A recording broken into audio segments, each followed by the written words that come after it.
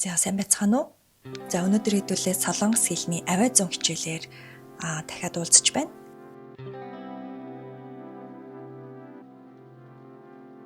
Бичвэртэйгээ ерөөхдөө Солонгос хэлний дуудлага нь жоохон ондоо байдаг. Тэгээд хэдүүлээ яг одоо бичвэр дуудлага хоёрын ондоо байдаг зүйлүүдийг ялгааг нь гаргаж аваад дээрээс нь энийг яаж дууддаг вэ гэдэг тэр дуудлагуудыг сайн мэдээд авчих юм бол цэвэрхэн маш гоё дууддаг болно. Угийн энэ гүйгүүлэгчтэй ийм одоо дасгалыг хийж үзцгээе. За эхний ээлжинд хангук о гэд бичигдсэн байна. За энэний хангук о гэдгийн тэр сүүлд байгаа о гэсэн авиа тийм ээ. За тэрийг бид нэр бүгдөө яаж дуудах вэ? За гэж аа. Тэгэхээр мэдээж нөгөө нэг г авиа өөрөө тэр одоо хоолой гэд дуудагддаг хоолой угийн энэний оронд байран дээр нь очиж өөрийнхөө г авиагаа дуудаж байгаа. Нэг ёсондоо хэлний угийн гэдэг авиа маань өөрийн гэсэн авиа байдгүй өөрөө үл үзэгдэгч болдог гэсэн ийм одоо авьяастай байх нь тийм ээ. За тэгэхээр бид нар ер нь бол үл үзэгдэгч болдгийм байна. Тэгээд ерөөсөө өөрийнхөө авиаг яг үндсэн одоо гүйгүүлэгчийн байран дээр ихээр гаргахгүй байна гэдгийг бол мэдчихэд нэрээ эн чинь доор байгаа дэвсгэр үсэг дэшээ гүйж ирээд дуудагдаад байгаа шүү дээ гэдээ ойлгочиход ерөөхдөө зөв дууддаг болно гэсэн үг. За харин дараагийн үгийг хэдүүлээ харцгаая. За дараагийн үг маань илгоё гэсэн үг байна. За мэдээж тэр доор давхар гүйгүүлэгч ороод ирсэн байна тийм үү? Дэвсгэр үсгэн дээр. За тэгээд багш нь сая юу гэсэн бэ? Илгоё гэд дуудсан. Г үсгийг багш од болгосон байгааг анзаарч байна тийм ээ. За тэгээд тэр яагаад тийм тод болсон бэ гэхлээр мэдээж тэр г үсэг маань хотлын гэдэг авиан дээр очоод дуудагдаж байгаа гэсэн үг. За тэгвэл авиа өөрөө ямар болох нь дуудлага нь ямар болох нь харцгаая. За илго юу гэж орж ирсэн байна тийм үү. За мэдээж нөгөө хоёр хос гүйгүүлэгч орж ирсэн учраас нэг нь дэвсгэр үсэг дээрээ нөгөөх нь дээр гүйгүүлэгчдэр дуудагдаж байна гэж ойлгож болно.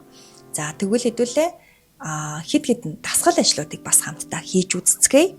За нэг ёсондоо гүйгүүлэгчээр төгссөн үгийн араас игшгээр эхэлсэн үе орж ирэх юм бол мэдээж игшгээр эхэлсэн гэдэг нь хоолайн үгийн энийг хэлж байгаа. Тэгэхээр тухайн гүйгүүлэгч тэр одоо үеийн дээр дараагийн үеийн дээр очиж уншигдана гэсэн утга санаа тийм үү. За хэдүүлээ дахиад уд гэдэг хоёр үгэн дээр и нөхцөл авсан эсхийг харж байна. За и нөхцөл авах юм бол шууд хойтлынхаа үгэн дээр очиж дуудагдана тийм ээ. Нэгсэндээ гучи ши гэж дуудагдана гэсэн утга санаа. За ингээд бид нэр энийг ойлгоцсон байхад бол цаашаа ерөн бидний уншлага маш гоё зэгцтэй байна гэсэн үг ахна тийм ээ. За хэдүүлээ дахиад нэг энийг дуудаад үзцгээе. Одоо болохоор дэвсгэр үсгэн дээр хос гүйгүүлэгч ирсэн байна. За тэгвэл хос гүйгүүлэгчийг бид нэгийг дэвсгэр үсгийн байран дээр нөгөөхийг гүйгүүлэгчийн байран дээр дуудацгаана гэсэн үг. За энийг хэдүүлээ нэг дуудаад үзье. Талмаё. Опсоё. За ийм хэлбэрүүд болж байна. За энэ удаадаа болохоор юу ирсэн бэ гэхээр дэвсгэр үсгэн дээр нь геог, дигд, бием гэдэг үсгнүүд байх тохиолдолд дараагийн үеийн дээр орж ирэх одоо шилжиж дуудагдах гүйгүүлэгч нь давхар гүйгүүлэгч болж чангаар дуудагдана гэсэн хэсэг байна. За хэдүүлээ хамтдаа дуудаад үзье те. Капсе, нокс. Исүсэг маань хоёр чангаар дуудагдсан байгааг анзаарч байна тийм үү? За гих жишээний дуудагдана гэсэн үг. Тэгэхээр энэ дасгалуудыг та хэд маань тавтаад гэртээ хийгээд үзэхэд гэмгүй. За одоо хэдүүлээ үеэр дуудаж сурах хэ гүйгүүлэгчийг хамтдаа харна. За хэ гүйгүүлэгчний үгнүүдийг хэдүүлээ харъя. За мана юу гэсэн үг вэ? Хос гүйгүүлэгч орж ирээд доор нь хэ гүйгүүлэгчээр явж байна тийм үү? За тэр хэ гүйгүүлэгч маань дараагийн үеийн дээрээ дуудагдах ёстой. Тэгэхээр мэдээж бидний санаж агаар манхаю гэж дуудагдах юм шиг байна. Гэхдээ хэ гүйгүүлэгч нь бас нөгөө нэг төрөний гүйгүүлэгчтэй төстэй супер павертай нэг нөхөр байгаа. Тэгэхээр энэ супер павертай хоёр дахь гүйгүүлэгчийн нэгэ гэж ойлгож болно. Ердөөсөө хоёрхан супер павертай буюу хоёулаа үл үзэгдэгч болох авьяастай хоёр этгээд байна гэж ойлгож болно гэсэн үг. За тэгээд энэ ганцхан үл үзэгдэгч болохоосоо гадна давхар юуг илэрхийлдэг вэ гэхлээр хойно орж ирэх тэр дараагийн үеийн дээр байгаа гүйгүүлэгчийг чангаар дуудах авьяастай арай нөгөө нэг гэдгээс арай онцлогтой байгаа нэ тийм ээ. Илүү нэг чадвартай гэсэн үг. За тэгвэл энэ удаад нь хэдүүлээ чангаар дуудах гэсэн чинь гэдэг аваа маань өөрөө чангаар дуудагдах, өөрөө дуудлага хийх авьяас өөрөө бас ижилхэн үйл үзэгдэгч болдог учраас энэ удаадаа чангаар дуудахгүй байх нь. За ингээд чангаар дуудахгүй байснаас болоод байран дээр нь дараагийн гээгүүлэгч буюу гээгүүлэгч ирдэг. Ийм тохиолдлыг хэлж байгаа гэсэн үг. За тэгвэл энэ дээр бид нар одоо дуудлагыг яаж хийх вэ гэхээр мана юу гэдэг дуудлагыг хийн. Нэг ёсондоо мана юу ийм болох нь. За дараагийн үгийг дахиад харъя. Мөн адил ялгаа авахгүй дэвсгэр үсгэн дээр 2 гээгүүлэгч, хос гээгүүлэгчтэй. За хойдлын гээгүүлэгч нь хэ гээгүүлэгч байгаагаас болоод дахиад нөгөө нэг урд нагаа ил гээгүүлэгч урагшаа навчнаа. Ил гээгүүлэгч маань дэвсгэр үсгэн дээр илээр дуудагддаг боловч яг гээгүүлэгчийн үндсэн байран дээр ирэхээрээ ирээр дуудагдана тийм үү. За тэгвэл хэдүүлээ ямар одоо дуудлага болохыг хамтаа харцгаая. Широо. За нэгэсэндээ широ юу гэсэн дуудлага үсгэж чинь тийм үү. За ингээд хэдүүлээ манай хэ гээгүүлэгч маань ямар авьяастай гэдгийг бүгдөө ойлгосон. За одоо тэгвэл хэ гэдэг гээгүүлэгч маань дангаараа орж ирсэн хэсгийг бүгдөө харъя. За дангаараа орж ирэх юм бол өөрөө нөгөө нэг тэр гээгүүлэгчийн байран дээр ямар нэгэн чангаар дуудагдах зүйл байхгүй бол ерөөсөө одоо игшгээрэл дуудагдана гэсэн үг байх нь тийм ээ. За хэдүүлээ дуудаад үзье. Ноё. Крота.